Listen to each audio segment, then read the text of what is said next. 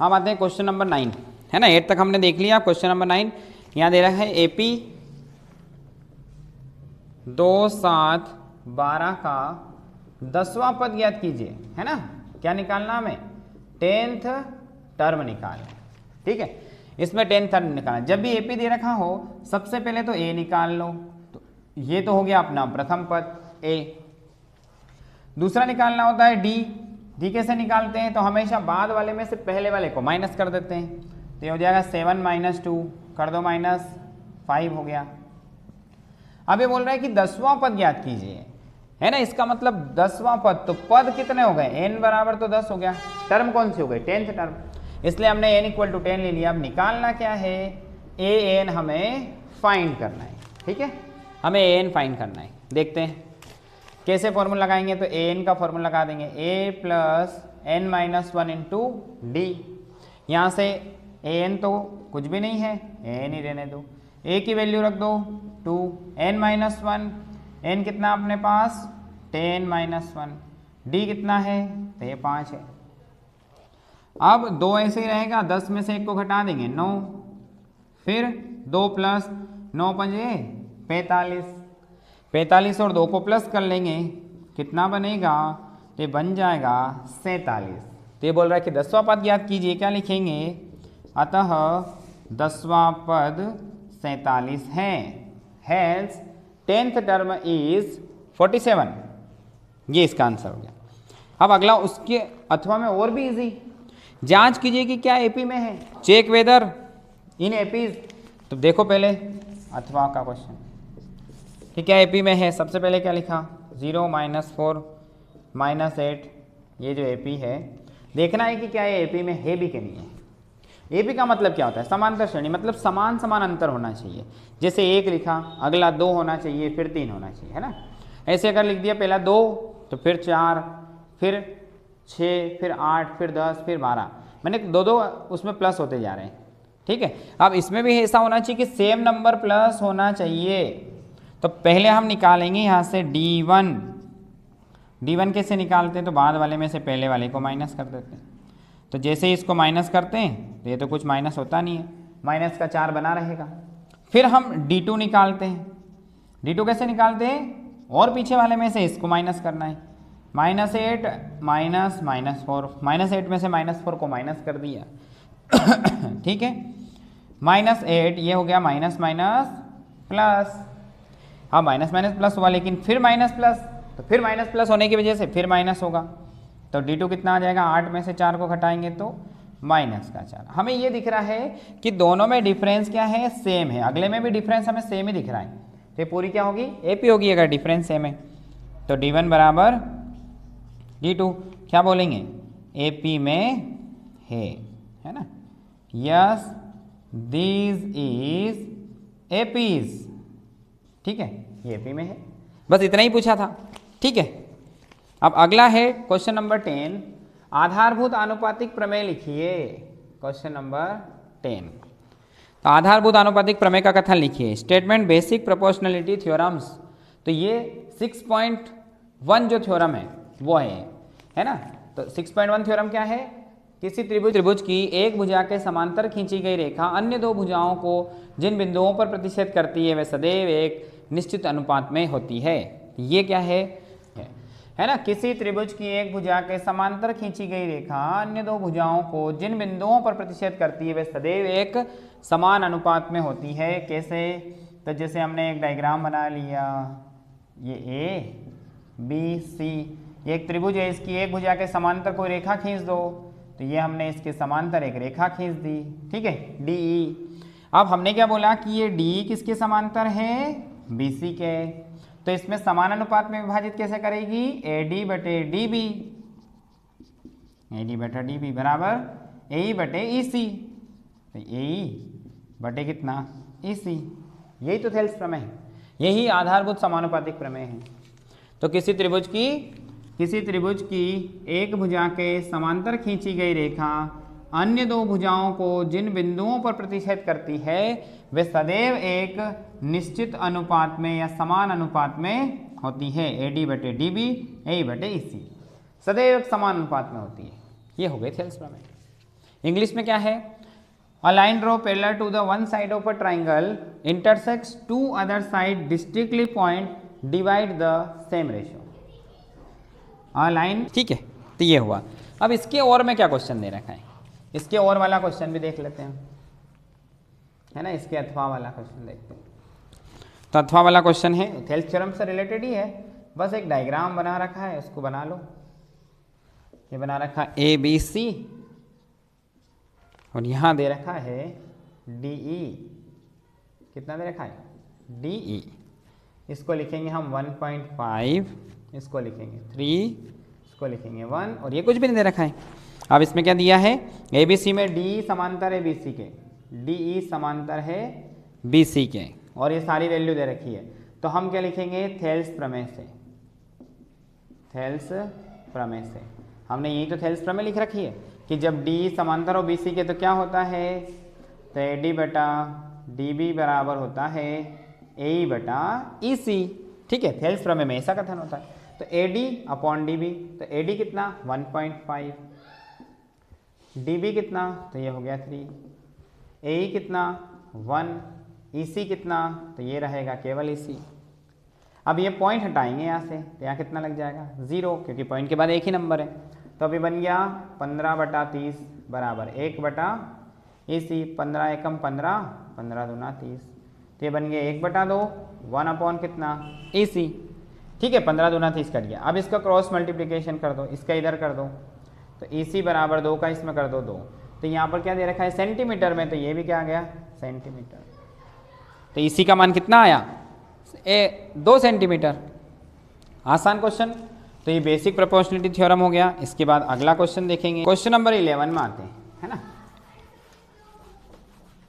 अब आते हैं हम क्वेश्चन नंबर 11। ठीक है, दो बिंदुओं के बीच की दूरी ज्ञात कीजिए, find the distance between 2 points. तो पहला पॉइंट क्या है, P है 4 6, दूसरा पॉइंट क्या है Q, ये है 6 8। इनके बीच की क्या निकालना है, दूरी या डिस्टेंस। तो क्या फॉर्मूला होगा दूरी का, डिस्टेंस का फॉर्मूला क्या है, तो फॉर्मूला है x2 minus x1 square plus y2 minus y1 का स्क्वायर। ये 7 चैप्टर का क्वेश्चन है। अब अगर देखें तो ये हो गया x1 y1 और ये हो गया x2 y2। फॉर्मूले में अगर हम वैल्यू पुट करें तो हमें दिख रहा है x2 माइनस x1 6 माइनस 4, देखो 6 माइनस 4, y2 माइनस y1, ठीक है, y2 माइनस y1, ये है y2 माइनस y1, यानी कि 8 माइनस 6 का स्क्वायर। अब जैसे ही ये 6 में से 4 को माइनस करेंगे, 6 में से 4 को, कितना बन जाएगा 2 का वर्ग, प्लस 8 में से 6 को घटाएंगे, ये भी 2 का वर्ग। बोलो 2 का वर्ग कितना होगा, 2 का स्क्वायर 4 हो जाएगा। यहाँ पर भी 2 का वर्ग 4, 2 गुणित 2, 2 दूना 4, 4 और 4 जुड़ के 8 हो गया। ये जो 8 है ना, इसको ऐसे फैक्टर कर सकते हैं हम, 2 से कितनी बार 2 दूना 2 चौक 8, फिर 2 दूना 4, 2 एकम 2। यहाँ बन जाएगा ये 8 कितना 2 गुणित 2 गुणित 2, यहाँ से कितना बाहर आएगा 2 आएगा, ये बन गया 2। यानी कि इस PQ का जो मान है, क्योंकि 2-2 के पेयर बन जाते तो बाहर आ जाता है, क्योंकि 26 जनवरी पे लड्डू कब मिलते हैं, जब 2-2 की लाइन में चलते हैं। तो ये 2-2 के पेयर में चलेगा तो कहाँ आ जाएगा बाहर, और ये अकेला रह जाएगा, इसको लड्डू नहीं मिलेगा, अकेले के चल रहे थे, है ना। ठीक है, इसके अथवा वाला है मध्य बिंदु ज्ञात कीजिए। इसका अथवा वाला इससे भी आसान है।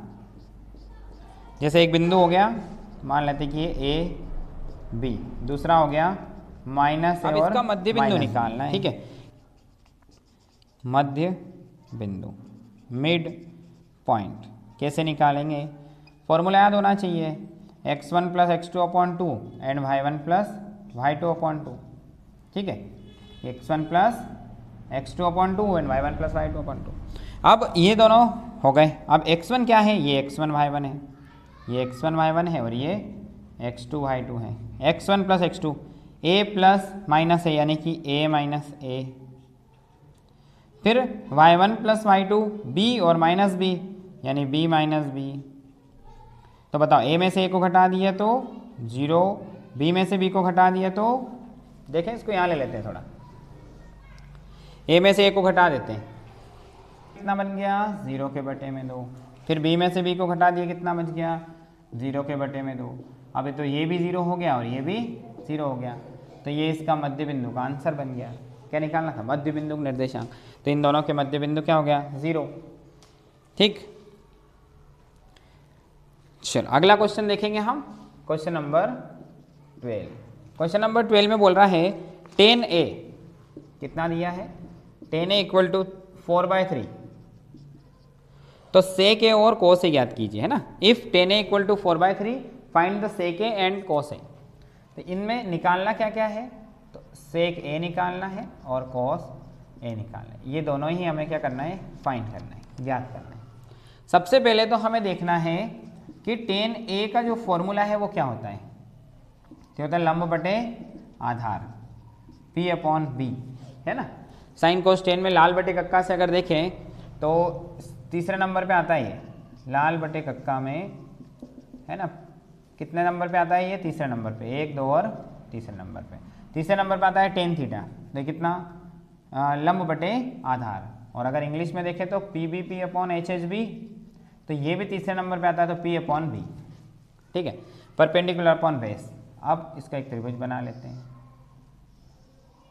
यहाँ पर हमें ए लिखना है क्योंकि ये थीटा है, यहाँ पे हमें बी लिख देंगे और यहाँ सी, ठीक है। इसके थीटा के सामने 90 डिग्री के सामने वाला क्या होता है, कर्ण या हाइपोटेनियस। थीटा के सामने वाला क्या होता है, लंब या परपेंडिकुलर, दोनों को मिलाने वाला आधार या बेस होता है, ये तो पता ही है। अब 10 में यहाँ पर लंब या परपेंडिकुलर कितना हो गया है, BC, तो BC कितना हो गया यहाँ पर 4, तो देखो BC इक्वल टू हो गया 4। फिर आधार या बेस, तो आधार या बेस कितना हो गया, AB, तो AB कितना हो गया यहाँ पर 3। अब निकालना क्या है, कर्ण या हाइपोटेनियस, यानी AC हमें क्या करना है, तो AC हमें फाइंड करना है। पाइथागोरस प्रमेय लगा देंगे, तो हम बोलेंगे त्रिभुज ABC में काई से, PGT से, in triangle ABC by PGT। तो PGT क्या होता है, कर्ण वर्ग बराबर लंब वर्ग प्लस आधार वर्ग। इंग्लिश में बोले तो H² equal to P² plus B², लगा देंगे। क्या है कर्ण या हाइपोटेनियस, तो कर्ण या हाइपोटेनियस हमें पता है कितना है, AC²। लंब या परपेंडिकुलर कितना है, BC²। बेस या आधार कितना है, तो ये है AB²। अब इनकी वैल्यूज रख दो। AC तो पता नहीं है, चलने दो AC, ठंड है AC का, चलने दे, बंद करो यहाँ पर, इसमें चलने दो। BC कितना है 4, AB कितना है 3, चलो 4 का वर्ग 16, 3 का वर्ग 9, ठीक है, तो ये AC²। अब 9 और 16 दोनों जुड़ जाएंगे, कितना बनेगा, से हटा देते हैं ना, तो यहाँ पर आ जाएगा AC² इक्वल टू 25। अब इधर AC स्क्वायर रूट हटा, इधर स्क्वायर हटा करके स्क्वायर रूट लगा देंगे, इसका कितना आ जाएगा 5, तो AC कितना आ गया अपना 5। तो यहाँ पे सारी वैल्यू रख दो। AC ये तो दे ही रखा था, BC कितना था 4 था, ठीक है, ये कितना था 3, और हाइपोटेनियस कितना आ गया 5। अब क्या निकालना है, सेक ए, बताओ लाल बटे कक्का से सेक ए कौन से नंबर पे आता है, लाल बटे कक्का की बात करेंगे तो सेक जो है 5th नंबर पे आता है, तो हो जाएगा कर्ण बटे आधार, कितना होगा, कर्ण बटे आधार। और इंग्लिश में बोले तो PBP/HHB से 5वें नंबर पे होता है H/B, ठीक है, H/B। अब इनमें कर्ण कितना है, कर्ण या हाइपोटेनियस हमें 5 दिख रहा है ना, आधार या बेस हमें 3 दिख रहा है, तो ये हमने कर दिया इसको, सेक ए को 5/3। अब निकालना हमें कोस ए, दूसरा कोस ए चाहिए। कोस ए का फॉर्मूला कौन से नंबर पे होता है, ये 2nd नंबर पे होता है, तो कितना हो जाएगा, या आधार बटे कर्ण या फिर B/H, ये हो जाएगा B/H। क्या है इसमें आधार या बेस 3, कर्ण या हाइपोटेनियस कितना है 5, तो ये कोस ए की वैल्यू अपोजिट हो गई इसकी, इसमें 5/3 हो गया, इसका 3/5 हो गया, जस्ट अपोजिट, क्योंकि कोस और सेक एक दूसरे के रेसिप्रोकल होते हैं, ये बन गया। अब इसके जो अथवा में क्वेश्चन दे रखा है वो दे रखा है ऐसा, sin 18 और cos 72। अब ये क्वेश्चन भी हो सकता है, लेकिन ये सिलेबस से हटा दिया है, तो हम क्यों करें एक्स्ट्रा मेहनत, अभी सिलेबस से हटा दिया, तो ये अब परीक्षा में नहीं आएगा, इसलिए